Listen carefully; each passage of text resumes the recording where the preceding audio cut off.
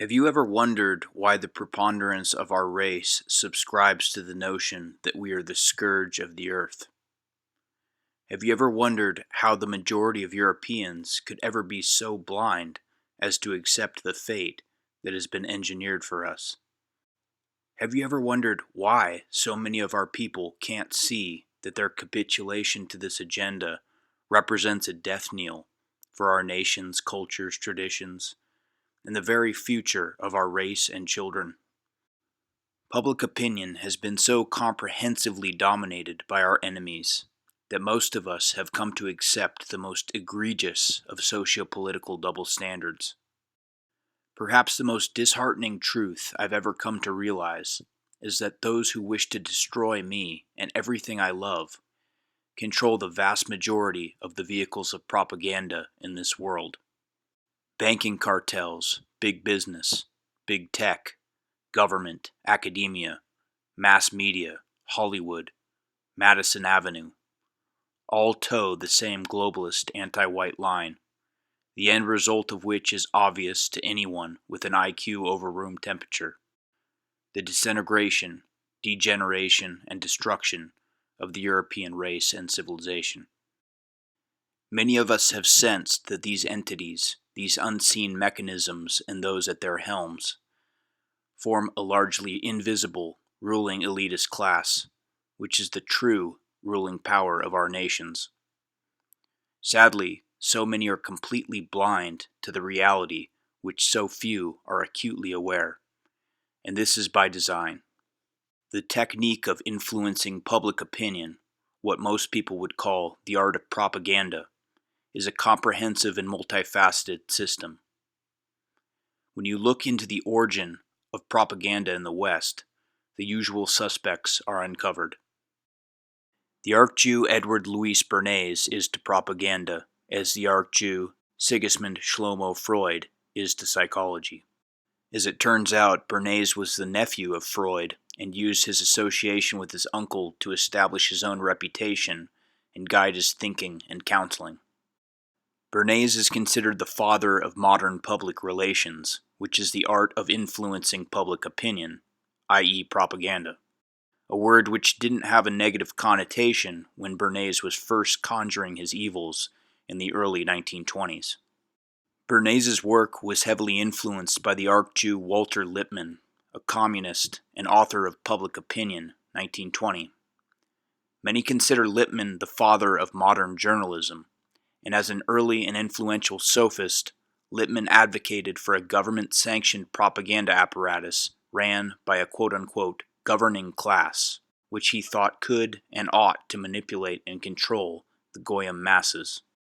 Bernays' most well-known works were Crystallizing Public Opinion and Propaganda, written in 1923 and 1928 respectively.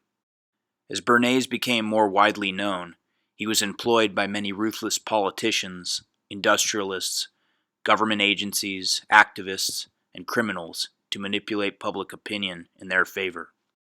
Bernays pioneered the propaganda industry's use of coercive psychological manipulation. Quote, "If we understand the mechanism and motives of the group mind, is it not possible to control and regiment the masses according to our will without their knowing about it?" Unquote. Bernays later coined this technique, the engineering of consent, which was also the title of a famous essay he wrote in 1947. Despite having many bourgeois capitalists and the CIA itself as his clients, Bernays advocated for a form of corporate socialism, wherein he believed a utopia could be achieved by way of the proletariat being controlled by a ruling class, who could and should manipulate information and harness the primal instincts of the plebs to economically serve the corporate elite. Does this sound familiar to anyone? Bernays argued that this authoritarian elitism was pragmatic, as the masses would inevitably succumb to some form of propaganda. Hence, better it be his quote-unquote governing class than one that didn't know what was best for the Goyim. This "I know what's best for you" elitist sanctimony still reverberates through modern Judeo-Marxist and bourgeois neoliberal society. In his book Propaganda, 1928, page 9 through 10, Bernays wrote, quote, "The conscious and intelligent manipulation of the organized habits and opinions of the masses is an important element in democratic society. Those who manipulate this unseen mechanism of society constitute an invisible government, which is the true ruling power of our country.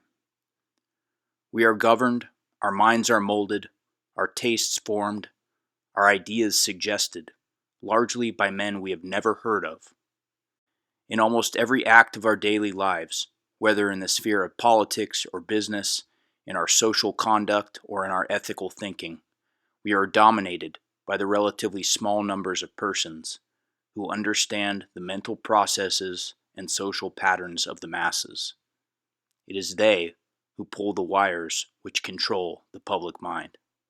Unquote. This is the blueprint, the very doctrine of the globalist hegemony today. And so the reason why our people are being degenerated and disintegrated is because our enemies control the mechanisms which have a depressingly massive influence on the sociopolitical, cultural, and ethical attitudes of our people.